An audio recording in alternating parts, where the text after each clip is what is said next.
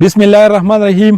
ګرانو قدرمنو کتونکو، دا وخت په بنیر تحصیل چغرزی د بلندۍ پر روډ موجود یم او تاسو د دوبۍ د ریک په شان ریک تاسو لیدی شئ جی.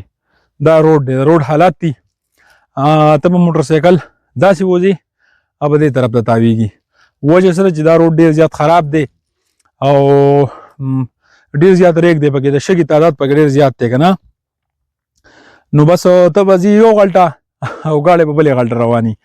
نو ان ټایم د څه حادثې مخه پېښېدی شي، خو الله دې پکې خیر او برکت ور واچوي.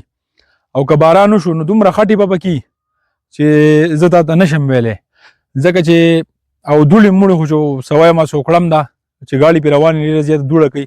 که په دې کې مریض شي نو یقینا چې هغه به لږ ډېر مریض وي، خو که دې کډو دې موړونو دې ووو نو په هغه کې به نور کار هم راوتی، هغه به بیا نور هم بیمار شي. نو یقینا موجوده حکومت ته زمونږ دا درخواست دی چې یاره د دې روډ څخه ور فکر وکړي، ځکه چې دې غلطه بلندۍ مرزا سره ډېره غټه آبادي ده، خو چونکې روډ صورتحال تاسو کتی شئ ډېر زیات خراب دی، انتهایي طور خراب دی.